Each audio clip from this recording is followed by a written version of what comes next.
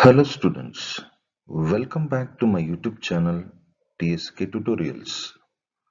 In today's class, let us learn the very easiest way to write a short description on the given picture.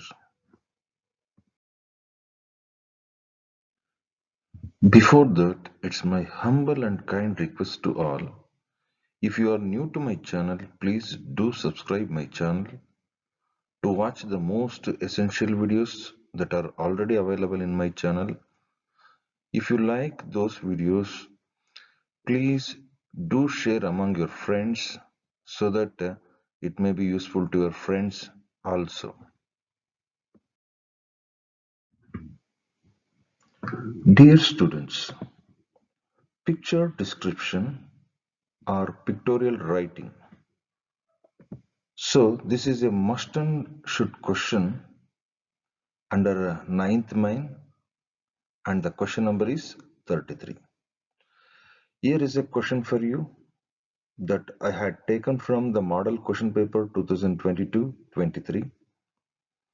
So before going to learn to write a short description on the given picture, let us try to understand and interpret the question. So here you are noticing the question number 9. So the instruction is study the picture given below, write a description or an account of what the picture suggests to you in a paragraph. So ಇಲ್ಲಿ ನೀವು ನೋಡ್ತಾ ಇದ್ದೀರಾ 33ನೇ ಪ್ರಶ್ನೆ ಏನ್ ಸೂಚನೆ ಕೊಟ್ಟಿದ್ದಾರೆ, study the given picture ಅಂದ್ರೆ ಕೊಟ್ಟಿರೋ ಚಿತ್ರವನ್ನ ಗಮನಿಸಿ, and write a description or on account of what the picture suggest to you. ಅಂದ್ರೆ ಕೊಟ್ಟಿರುವ ಚಿತ್ರ ನಿಮ್ಗೆ ಏನನ್ನ ಸೂಚಿಸುತ್ತದೆ ಅನ್ನೋದನ್ನ ತಿಳ್ಕೊಂಡು ನೀವೇನ್ ಮಾಡಬೇಕಾಗುತ್ತೆ, ಆ ಕೊಟ್ಟಿರುವಂತಹ ಚಿತ್ರದ ಮೇಲೆ ಡಿಸ್ಕ್ರಿಪ್ಷನ್ ಅನ್ನ ಬರೀಬೇಕಾಗುತ್ತೆ. That to be in paragraph, that's important. So this question is for 3 marks. ಅಂದ್ರೆ ಇಲ್ಲಿ ನಾವು ಪಾಯಿಂಟ್ ವೈಸ್ ಬರೀಬಾರದು. ಹೇಗ್ ಬರೀಬೇಕಾದ್ರೆ ಪ್ಯಾರಾಗ್ರಾಫ್ ವೈಸ್ ಬರೀಬೇಕು. ಸೊ ಅದು ಇಂಪಾರ್ಟೆಂಟ್. ಪ್ರಶ್ನೆ ಅರ್ಥ ಆಯ್ತು ಅಂತ ಭಾವಿಸ್ತೀನಿ. ಸೊ ಈ ಒಂದು ಪ್ರಶ್ನೆಗೆ SSLC ಬೋರ್ಡ್ನವರು ಬಿಟ್ಟಿರುವಂತಹ ಒಂದು ಕೀ ಆನ್ಸರ್ ನ ಗಮನಿಸಿದ್ರೆ, ಸೊ ಕ್ವಶನ್ ನಂಬರ್ 33ಗೆ ಕೀ ಆನ್ಸರ್ ಯಾವ ರೀತಿ ಇದನ್ನ ಎವ್ಯಾಲ್ಯೂಯೇಷನ್ ಮಾಡ್ತಾರೆ ಅನ್ನೋದಕ್ಕೆ ಡಿಸ್ಕ್ರಿಪ್ಷನ್ಗೆ 2 ಅಂಕಗಳನ್ನ ನಿಗದಿ ಮಾಡಿದ್ದಾರೆ. ಅಂದ್ರೆ ನಾವು ಪಿಕ್ಚರ್ ಅನ್ನ ನೋಡಿ ಅದನ್ನ ಯಾವ ರೀತಿ ಡಿಸ್ಕ್ರೈಬ್ ಮಾಡ್ತೀವಿ, ಸಿಸ್ಟಮ್ಯಾಟಿಕ್ ಆಗಿ ಯಾವ ರೀತಿ ಡಿಸ್ಕ್ರೈಬ್ ಮಾಡ್ತೀವಿ ಅನ್ನೋದನ್ನ ನೋಡಿ, ಮತ್ತೆ ನಾವು ಬರೆಯುವಂತಹ ವಾಕ್ಯಗಳು ಆ ಒಂದು ಚಿತ್ರಕ್ಕೆ ಸೂಕ್ತವಾಗಿದೆಯಾ ಇಲ್ವೋ ಅನ್ನೋದನ್ನ ಗಮನಿಸಿ 2 ಅಂಕಗಳನ್ನ ನೀಡ್ತಾರೆ. ನೆಕ್ಸ್ಟ್ ಲ್ಯಾಂಗ್ವೇಜ್ ಅಕ್ಯುರಸಿ ಅಂದ್ರೆ ಭಾಷಾ ನಿಖರತೆ, ಅಂದ್ರೆ ವ್ಯಾಕರಣ ದೋಷವಿಲ್ಲದೆ ನಾವು ವಾಕ್ಯಗಳನ್ನ ರಚನೆ ಮಾಡಿದೀವಿ ಅನ್ನೋದನ್ನ ಗಮನಿಸಿ ನಮಗೆ 3 ಅಂಕಗಳನ್ನ ಕೊಡ್ತಾರೆ. ಇಲ್ಲಿ ಇನ್ನೊಂದು ಅಂಶವನ್ನು ನಾವು ಗಮನಿಸಬೇಕು, ಏನಪ್ಪಾ ಅಂದ್ರೆ you are free to write anything on the given picture. So ಅಲ್ಲಿ ಏನಿರಬಾರ್ದು ಅಂತಂದ್ರೆ ವ್ಯಾಕರಣ ದೋಷ ಇರಬಾರ್ದು. ಮತ್ತೆ ನಮಗೆ 3 ಅಂಕದ ಪ್ರಶ್ನೆ ಆಗಿರೋದ್ರಿಂದ they are expecting nearly 6 to 8 lines. ಇಷ್ಟನ್ನ ಬರೆದ್ರೆ enough.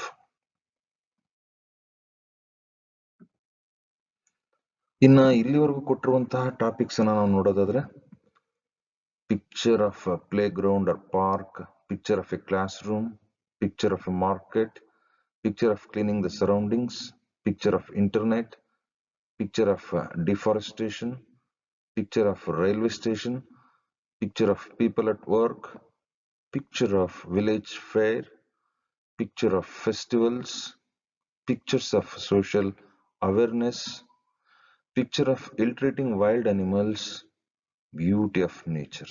So these are the topics that I had already given for the examination. So I remind you, So this question will be under 9th main and the question number is 33. So ನಾವೇನ್ ಮಾಡ್ಬೇಕು ಕೊಟ್ಟ ತಕ್ಷಣ observe the picture carefully. So ನಂತರ ಏನ್ ಮಾಡ್ಬೇಕು identify the persons are the things in the picture. ಅಂದ್ರೆ ಕೊಟ್ಟಿರುವಂತಹ ಚಿತ್ರದಲ್ಲಿರುವಂತಹ ವ್ಯಕ್ತಿಗಳು ಮತ್ತೆ ಅಲ್ಲಿರುವಂತಹ ವಸ್ತುಗಳನ್ನ ಗಮನಿಸಬೇಕು. ಜೊತೆಗೆ ವ್ಯಕ್ತಿಗಳ ಪ್ರೊಫೆಷನ್ ಅನ್ನ ಸಹ ನಾವು ಗುರುತಿಸಬೇಕು. Find out what they are doing in the picture.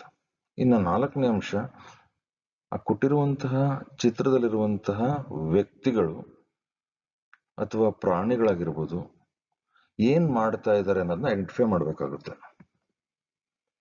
ಆಮೇಲೆ use very simple sentences to describe that to be in present tense. Present tense ಅಲ್ಲಿ ನಾವೇನ್ ಮಾಡಬೇಕಾಗುತ್ತೆ, ಅತ್ಯಂತ ಸರಳವಾದ ವಾಕ್ಯಗಳನ್ನ ಬರಿಬೇಕಾಗುತ್ತೆ. Write at least 6 to 8 lines. So ಮೌಲ್ಯಮಾಪಕರು ನಿರೀಕ್ಷೆ ಮಾಡೋದು, ಈ ಒಂದು ಪ್ರಶ್ನೆಗೆ ಉತ್ತರ ನಿರೀಕ್ಷೆ ಮಾಡೋದು 6 ರಿಂದ 8 ಸಾಲುಗಳು ಅಷ್ಟು ಬರೆದ್ರೆ ಎನಫ್.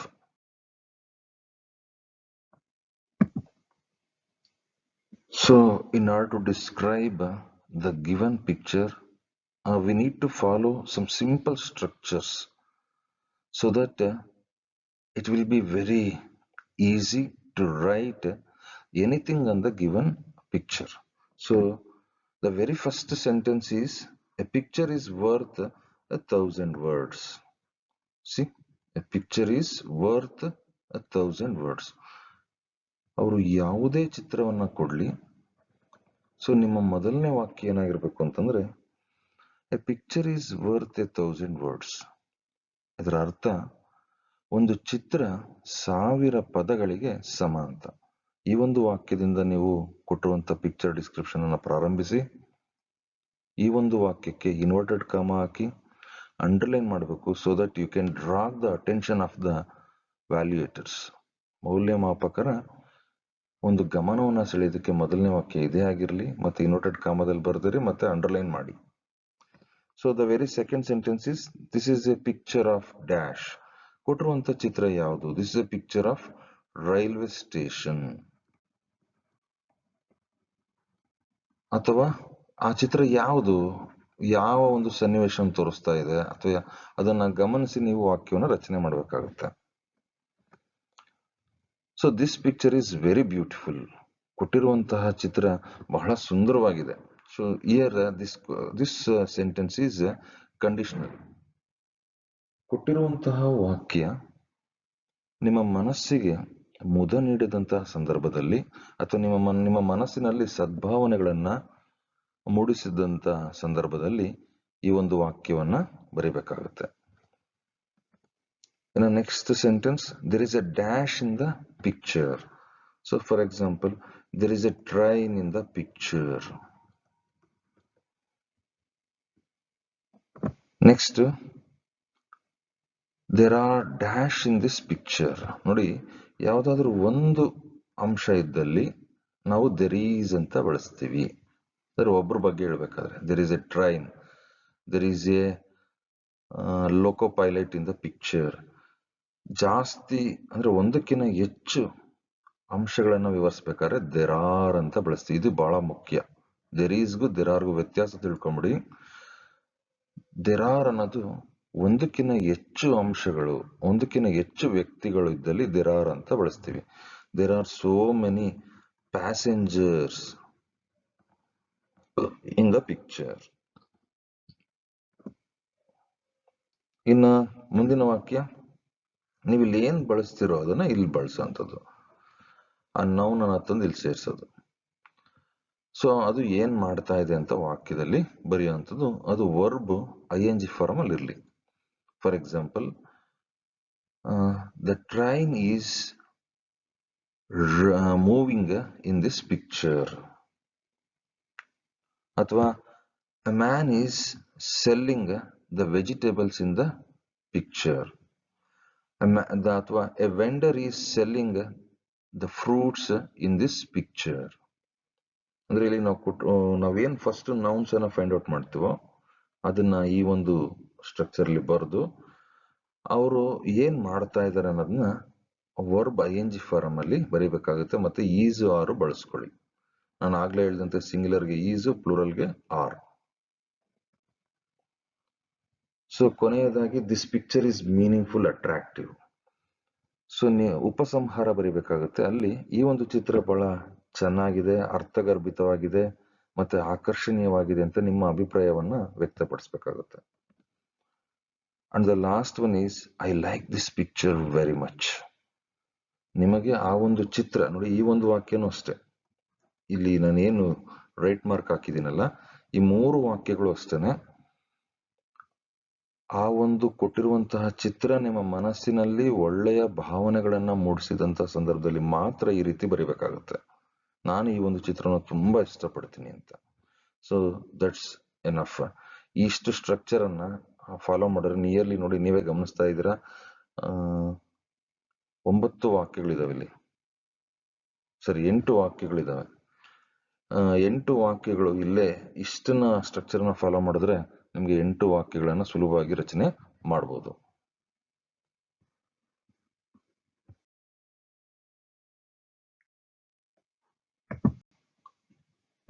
ಇನ್ನು ಕೊಟ್ಟಿರುವಂತಹ ಚಿತ್ರಕ್ಕೆ ಇಲ್ಲಿ ನಾನು ಬಳಸಿರುವಂತಹ ವಾಕ್ಯಗಳನ್ನ ನೀವು ಸಮಾನವಾಗಿ ಬಳಸಬೇಕಾಗುತ್ತೆ. The very first sentence is common to all kinds of picture, but these 3 sentences are conditional. ಕೊಟ್ಟಿರುವಂತಹ ಚಿತ್ರ ನಿಮ್ಮ ಮನಸ್ಸಿನಲ್ಲಿ ಒಳ್ಳೆಯ ಭಾವನೆಗಳನ್ನ ಮೂಡಿಸಿದಂತಹ ಸಂದರ್ಭದಲ್ಲಿ ನಾವು ಈ 3 ವಾಕ್ಯಗಳನ್ನ ಬರೀಬೇಕಾಗುತ್ತೆ. ಅದರ್ವೈಸ್ ನಾವು ಈ 3 ವಾಕ್ಯಗಳನ್ನ ಬರೆದ್ರೆ ರಿಯಲಿ ಇಟ್ ಮಿಸ್ಲೀಡ್ಸ್. ಅದರಿಂದ therefore be cautious while writing these 3 sentences on the basis of the picture.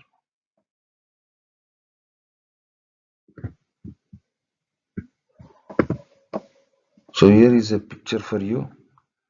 So here in this picture you are noticing the dead body of a soldier, and other soldiers are rushing towards their enemies holding the rifles, and this picture is of war field.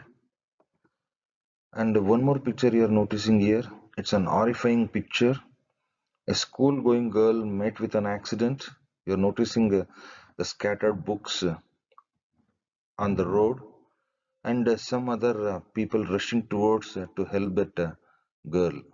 So ಈ 2 ಚಿತ್ರಗಳನ್ನ ನೀವು ಸೂಕ್ಷ್ಮವಾಗಿ ಗಮನಿಸಿ. So ಇಂತಹ ಚಿತ್ರಗಳಿಗೆ ನೀವು ಯಾವುದೇ ಕಾರಣಕ್ಕೂ ದಿಸ್ ಪಿಕ್ಚರ್ ಈಸ್ ಬ್ಯೂಟಿಫುಲ್ ಅಂತ ಬರೆಯಕ್ಕಾಗಲ್ಲ. ಬಿಕಾಸ್ ಯಾಕೆ ಬರೆಯಕ್ಕಾಗಲ್ಲ ಅಂತ ಯೋಚನೆ ಮಾಡಿ. ಈ 2 ಚಿತ್ರಗಳು ನಮ್ಮ ಮನಸ್ಸಿಗೆ ನೋವನ್ನ ಉಂಟು ಮಾಡುತ್ತೆ, ನಮ್ಮ ಮನಸ್ಸನ್ನ ಘಾಸಿಗೊಳಿಸುತ್ತೆ.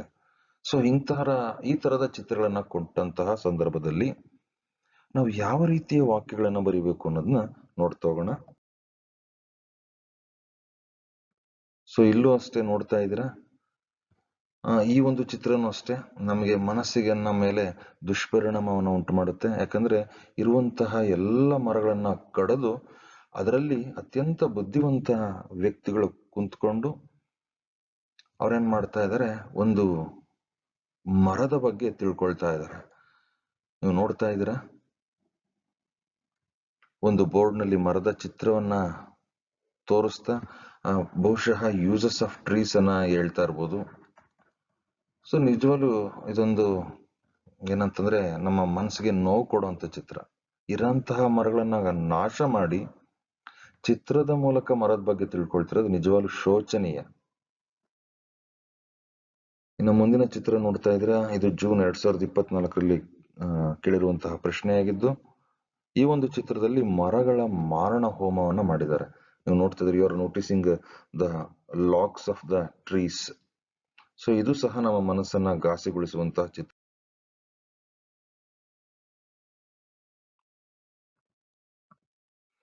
ಸೊ ಯಾವ ಚಿತ್ರಗಳು ನಮ್ಮ ಮನಸ್ಸಿನಲ್ಲಿ ನೆಗೆಟಿವ್ ಥಾಟ್ಸ್ ಅನ್ನ ಅಥವಾ ನಮ್ಮ ಮನಸ್ಸನ್ನ ಘಾಸಿಗೊಳಿಸ್ತವೋ ಅಂತಹ ಚಿತ್ರಗಳಿಗೆ ನಾವು ಬೇರೆಯ ರೀತಿಯ ವಾಕ್ಯಗಳನ್ನೇ ಬರೀಬೇಕಾಗುತ್ತೆ.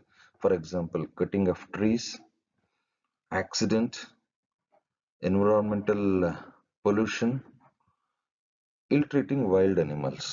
ಈ ತರದ ಟಾಪಿಕ್ಸ್ ಅಡಿಯಲ್ಲಿ ಕೊಟ್ಟಿರುವಂತಹ ಚಿತ್ರಗಳಿಗೆ ನಾವು ಯಾವ ರೀತಿಯ ವಾಕ್ಯಗಳನ್ನು ಬರೀಬೇಕು ಅಂತಂದ್ರೆ, I am shocked looking at this picture. ಈ ಒಂದು ಚಿತ್ರವನ್ನು ನೋಡಿ ನಾನು ಗಾಬರಿಗೊಳಗಾದೆ. I feel pity looking at this picture. ಈ ಚಿತ್ರ ನೋಡಿ ನನಗೆ ಅಯ್ಯೋ ಪಾಪ ಅನ್ನಿಸ್ತು. I don't like this picture. ನೋಡಿ, ನೀವು ಆಗ್ಲೇ ನೋಡಿದಂತ ಚಿತ್ರಕ್ಕೆ ಏನಂತ ಹಾಕಿದ್ರಿ? I like this picture. So ಇದು ನೆಗೆಟಿವ್ ಆಗಿರೋದ್ರಿಂದ I don't like this picture. I feel miserable. ನಿಜವಾಗ್ಲೂ ನನಗೆ ಕಷ್ಟ ಆಗ್ತಿದೆ.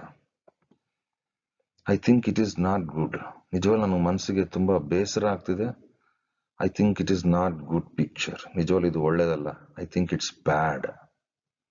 ಇಷ್ಟನ್ನ ನಾವು ನಮ್ಮ ಮನಸ್ಸಿಗೆ ನೆಗೆಟಿವ್ ಥಾಟ್ಸ್ ಅನ್ನ ಕೊಡುವಂತಹ ಚಿತ್ರಗಳಿಗೆ ಈ ವಾಕ್ಯಗಳನ್ನ ನಾವು ಬಳಸ್ಕೊಂಡು ಪಿಕ್ಚರ್ ನ ಡಿಸ್ಕ್ರೈಬ್ ಮಾಡ್ಬೇಕಾಗುತ್ತೆ. ಇನ್ನು ಇಲ್ಲಿ ಒಂದು ಚಿತ್ರವನ್ನ ನಿಮಗೆ ತೋರಿಸ್ತಾ ಇದ್ದೀನಿ. ಈ ಒಂದು ಚಿತ್ರವನ್ನ ಸೂಕ್ಷ್ಮವಾಗಿ ಅಧ್ಯಯನ ಮಾಡಿ ನಂತರ ನಾವು ಈ ಒಂದು ಚಿತ್ರಕ್ಕೆ ಹೇಗೆ ಸುಲಭವಾಗಿ ಸ್ಟ್ರಕ್ಚರ್ಸ್ ಅನ್ನ ಬಳಸ್ಕೊಂಡು ಡಿಸ್ಕ್ರೈಬ್ ಮಾಡ್ಬೋದು ಅನ್ನೋದನ್ನ ನೋಡ್ತಾ ಹೋಗೋಣ. ಸೊ ಇಲ್ಲಿ ನೀವು ಗಮನಿಸ್ತಾ ಇದ್ದೀರಾ, as a teacher, next map, next ಇಲ್ಲಿ ಟೀಚಿಂಗ್ ಏಡ್ಸ್ ಅನ್ನ ನೋಡ್ತಾ ಇದ್ದೀರಾ. Yes, black board, chair, table, globe, books. Students ಬೇಕಾದ್ರೆ ಕೌಂಟ್ ಮಾಡ್ಬೋದು. 1 2 3 4 5 6. Very good. ಸೊ ಎಲ್ಲ ಅಂಶಗಳನ್ನ ಇಟ್ಕೊಂಡು ವಾಕ್ಯಗಳನ್ನ ಹೇಗೆ ರಚನೆ ಮಾಡೋದನ್ನ ಅನ್ನೋದನ್ನ ನೋಡ್ತಾ ಹೋಗೋಣ. ಸೊ ಅದೇ ಚಿತ್ರವನ್ನ ಇಲ್ಲಿ ತೋರಿಸ್ತಾ ಇದ್ದೀನಿ. ಸೊ ನಮ್ಮ ಮೊದಲನೇ ವಾಕ್ಯ ಏನಾಗಿರ್ಬೇಕು? A picture is worth 1,000 words. This is a very beautiful picture. It is the picture of a classroom. ನೋಡಿ, ಅದು ಯಾವ ಚಿತ್ರ? ಕ್ಲಾಸ್ ರೂಮ್ ನ ಚಿತ್ರ ಆಗಿದೆ. So therefore I write like this. It is the picture of a classroom. ನಂತರ ಏನೆಲ್ಲ ಇದಾವೆ ಅನ್ನೋದನ್ನ ಗಮನಿಸ್ತಾ ಹೋಗೋಣ. There are 6 students in this picture. See, 6 ಅನ್ನ ಬಳಸಿದ್ದೀನಿ ನಾನು, ಯಾಕಂದ್ರೆ ಸ್ಟೂಡೆಂಟ್ಸ್ ಬಹುವಚನ. There are 6 students in this picture. ನಂತರ ಏನೆಲ್ಲ ಇದೆ ನೋಡ್ತಾ ಹೋಗಿ. There is a table in the picture. ಬೇಕಾದ್ರೆ there is a wooden table in the picture ಅಂತ ಒಂದು adjective ಹಾಕ್ಬೇಕಾದ್ರೆ ಬರೀಬಹುದು. There is a wooden table in the picture. There is a globe and some books on the table. ನಂತರ there is a wooden chair in this picture. Yes, the wall is decorated with colorful pictures. So ಇಲ್ಲಿ ನೋಡ್ತಾ ಇದ್ದೀರಾ ಗೋಡೆ. So the wall is decorated with colorful pictures. ನಿಮಗೆ TLM ಅಂತ ಬರೆಯುವಂಥದ್ದು ಅಥವಾ teaching learning material ಅಂತ ಬರೆಯೋದು ಕಷ್ಟ ಆಗುತ್ತೆ. ಅದಕ್ಕೆ ಸಿಂಪಲ್ ಆದಂತಹ ವಾಕ್ಯ, the wall is decorated. ಅಂದ್ರೆ ತರಗತಿಯ ಕೋಣೆ, ಆ ಒಂದು ಗೋಡೆ ಬಣ್ಣ ಬಣ್ಣದ ಚಿತ್ರಗಳಿಂದ ಡೆಕೋರೇಟ್ ಆಗಿದೆ ಅಂತ ಬರ್ದಿದ್ದೀರಾ. Yes, the science teacher is teaching the parts of the plants. ನೀವು ಸೂಕ್ಷ್ಮವಾಗಿ ಗಮನಿಸ್ತಾ ಇದ್ದೀರಾ, ಇಲ್ಲಿ science teacher parts of the plants, ನೀವು ಇಲ್ಲಿ ಬೋರ್ಡ್ ಮೇಲೆ ಬರ್ತಿದ್ದಾರೆ ಪಾರ್ಟ್ಸ್ ಆಫ್ ದ ಪ್ಲಾಂಟ್ಸ್ ಏನ್ ಮಾಡ್ತಾ ಇದ್ದಾರೆ? ಟೀಚ್ ಮಾಡ್ತಾ ಇದ್ದಾರೆ. ಇನ್ನು ಸ್ಟ್ಯಾಂಡರ್ಡ್ ವರ್ಡ್ ಬೇಕು ಅಂತಂದ್ರೆ ಎಕ್ಸ್ಪ್ಲೈನ್ ಅಂತ ಬೇಕಾದ್ರೆ ಬರೀಬಹುದು, explaining. Totally the classroom is very attractive. So ಇಲ್ಲಿ ನೀವು ಉಪಸಂಹಾರ ಬರೀತಿದ್ದೀರಾ, ತರಗತಿ ಕೋಣೆ ನಿಜವಾಗ್ಲೂ ಆಕರ್ಷಣೀಯವಾಗಿದೆ. This picture is very meaningful. ಈ ಒಂದು ಚಿತ್ರ ತುಂಬಾ ಅರ್ಥಗರ್ಭಿತವಾಗಿದೆ. Therefore I like this picture very much. ಇಷ್ಟು ವಾಕ್ಯಗಳನ್ನ ಬರೆದು ನೀವು ಕನ್ಕ್ಲೂಡ್ ಮಾಡ್ಬೇಕಾಗುತ್ತೆ.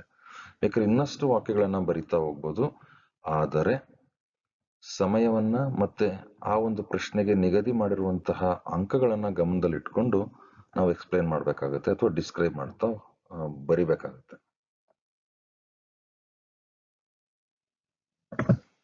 ಇನ್ನು ಮುಂದಿನ ಚಿತ್ರ ಜುಲೈ 2024ರಲ್ಲಿ ಕೇಳಿರುವಂತಹ ಪ್ರಶ್ನೆ. ಸೊ ಈ ಚಿತ್ರವನ್ನ ಗಮನಿಸ್ತಾ ಇದ್ದೀರಾ, ಒಬ್ಬ ರೈತ ತನ್ನ ಹೊಲದಲ್ಲಿ ಉಳುಮೆ ಮಾಡ್ತಿರುವಂತಹ ಚಿತ್ರ. ಇಲ್ಲಿ ನೀವು 2 ಬುಲಕ್ಸ್ ಅನ್ನ ನೋಡ್ತಾ ಇದ್ದೀರಾ, ಮತ್ತೆ ಒಬ್ಬ ರೈತನನ್ನು ಗಮನಿಸ್ತಾ ಇದ್ದೀರಾ. ಸೊ ಇಷ್ಟು ಅಂಶಗಳನ್ನ ಇಟ್ಕೊಂಡು ನಾವು ಪಿಕ್ಚರ್ ಅನ್ನ ಡಿಸ್ಕ್ರೈಬ್ ಮಾಡ್ಬೇಕಾಗುತ್ತೆ. ಸೊ ಈ ಒಂದು ಚಿತ್ರ ನಿಜಕ್ಕೂ ನಿಮ್ಮ ಮನಸ್ಸಿನ ಮೇಲೆ ಯಾವುದೇ ಒಂದು ಆಘಾತವನ್ನು ಉಂಟು ಮಾಡಲ್ಲ ಅನ್ನೋದಾದ್ರೆ ಈ ಒಂದು ಚಿತ್ರಕ್ಕೆ ನಾವು ಬೇಕಾದ್ರೆ this picture is very beautiful ಅಂತ ಬರಿಬಹುದು. A picture is worth 1000 words. ನಾನು ಈಗಾಗಲೇ ಹೇಳಿದಂತೆ ಯಾವುದೇ ಚಿತ್ರಕ್ಕೆ ಈ ಒಂದು ವಾಕ್ಯ ಕಾಮನ್ ಆಗಿರ್ಲಿ, ಇನ್ವರ್ಟೆಡ್ ಕಾಮ ಹಾಕಿರಿ ಮತ್ತೆ ಅಂಡರ್ಲೈನ್ ಮಾಡಿರಿ. ನಂತರ this is a beautiful picture. ನಿಜವಾಗ್ಲೂ ಇದೊಂದು ಸುಂದರವಾದಂತಹ ಚಿತ್ರ ಆಗಿದ್ದು, it is the picture of cultivation. So cultivation ಅಂದ್ರೆ ವ್ಯವಸಾಯ. ಸೊ ಇಲ್ಲಿ ಬಹುವಚನ ಬಳಸುವಂತದ್ದೇನು, there are 2 bullocks in this picture. There is, ನೋಡಿ, there is a farmer in the picture. So farmer ಗೆ pronoun ಏನಾಗಿದೆ, he. He is working in his fields. ನಾನು ಹೇಳಿದಂತೆ verb ing form ಅಲ್ಲಿ is ಅನ್ನ ಹಾಕಿದೀನಿ, ಪ್ರೆಸೆಂಟ್ ಕಂಟಿನ್ಯೂಸ್. ಸೊ ಫಾರ್ಮರ್ ಏನ್ ಮಾಡ್ತಾ ಇದ್ದಾನೆ, is working. ಎಲ್ಲಿ, in his field. He is plowing during daytime. ನೋಡಿ, he is plowing, ಉಳುಮೆ ಮಾಡ್ತಾ ಇದ್ದಾನೆ. ಯಾವಾಗ, ಡೇ ಟೈಮ್ ಅಲ್ಲಿ, ಹಗಲೊತ್ತಲ್ಲಿ ಅವನು ಉಳುಮೆ ಮಾಡ್ತಾ ಇದ್ದಾನೆ. Is A hard worker. So ಈ ಒಂದು ವಾಕ್ಯ ನಿಜಕ್ಕೂ ಬಹಳ ಸೂಕ್ತ ಆಗುತ್ತೆ ಈ ಒಂದು ಚಿತ್ರಕ್ಕೆ. ಅವನೊಬ್ಬ ಶ್ರಮಜೀವಿ, ಕಷ್ಟಪಟ್ಟು ಕೆಲಸ ಮಾಡ್ತಾನೆ. So is ploughing. ಸೊ ಆತ ಯಾಕೆ ಉಳುಮೆ ಮಾಡ್ತಾ ಇದ್ದಾನೆ, is ploughing the fields to grow crops. ಬೆಳೆಗಳನ್ನ ಬೆಳೆಯೋದಕ್ಕೆ ಉಳುಮೆಯನ್ನ ಮಾಡ್ತಾ ಇದ್ದಾನೆ. Is the backbone of the country. So ಆತ ಯಾವುದೇ ರಾಷ್ಟ್ರದ ಬೆನ್ನೆಲುಬಾಗಿರ್ತಾನೆ. ಯಾಕಪ್ಪ ಅಂತಂದ್ರೆ ಈ ಫೀಡ್ಸ್ ದ ನೇಷನ್. ಇಡೀ ರಾಷ್ಟ್ರಕ್ಕೆ ಆಹಾರವನ್ನ ಹಂಚುವಂತಹ ಪುಣ್ಯವಾದಂತಹ ಕೆಲಸದಲ್ಲಿ ರೈತ ತೊಡಗಿಸ್ಕೊಂಡಿದ್ದಾನೆ. So there for this picture is very meaningful, this picture is very attractive ಅಂತ ನಾವು ಬರೀಬೇಕಾಗುತ್ತೆ. ಬೇಕಾದ್ರೆ ನೀವೇನ ರೈತನ ಮಕ್ಕಳಾಗಿದ್ದಲ್ಲಿ I feel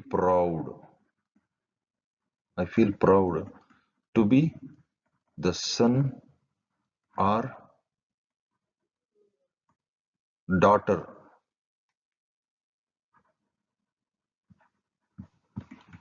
of a farmer. ಈ ಒಂದು ವಾಕ್ಯನು ಸಹ ನೀವು ಬರೆದ್ರೆ ಇನ್ನಷ್ಟು ವ್ಯಾಲ್ಯೂಟರ್ಸ್ ಅನ್ನ, ಅಟೆನ್ಷನ್ ಅನ್ನ ಡ್ರ್ಯಾಗ್ ಮಾಡೋದಕ್ಕೆ ಅನುಕೂಲ ಆಗುತ್ತೆ. ಮತ್ತೆ ಆಸ್ ಯೂಶುವಲಿ ಕಾಂಪ್ಲಿಮೆಂಟರಿ ಕ್ಲೋಶರ್ ಬರೀಬೇಕಾದ್ರೆ ದಿಸ್ ಪಿಕ್ಚರ್ ಇಸ್ ಮೀನಿಂಗ್ಫುಲ್. ಈ ಒಂದು ಚಿತ್ರ ಅರ್ಥಗರ್ಭಿತವಾಗಿದೆ. I like this picture very much. ಈ ಒಂದು ಚಿತ್ರವನ್ನು ನಾನು ತುಂಬಾ ಇಷ್ಟಪಡ್ತೀನಿ ಅಂತ ಬರೆದ್ರೆ ಎನಫ್, ನಿಮ್ಗೆ 3ಕ್ಕೆ 3 ಅಂಕ ಲಭಿಸುತ್ತೆ. ಅದು ಯಾರೇ ಆಗಿರ್ಬೋದು, ನಿಮ್ಗೆ ಇಷ್ಟು ವಾಕ್ಯಗಳನ್ನ ಬರೆದ್ರೆ ಖಂಡಿತ ನಿಮ್ಗೆ 3 ಅಂಕಗಳನ್ನ ನೀಡ್ತಾರೆ.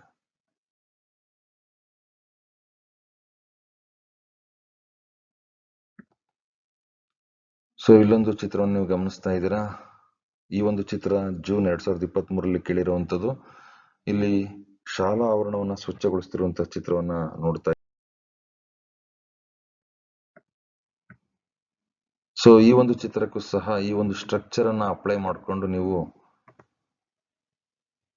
ವಾಕ್ಯಗಳನ್ನ ರಚನೆ ಮಾಡೋದಲ್ಲಿ ನಿಮಗೆ 3ಕ್ಕೆ 3 ಅಂಕಗಳು ಲಭ್ಯ. So up to now we have learned to write a short description on the given picture. I hope this video is very useful to you all. If you like this video very much, please do share among your friends.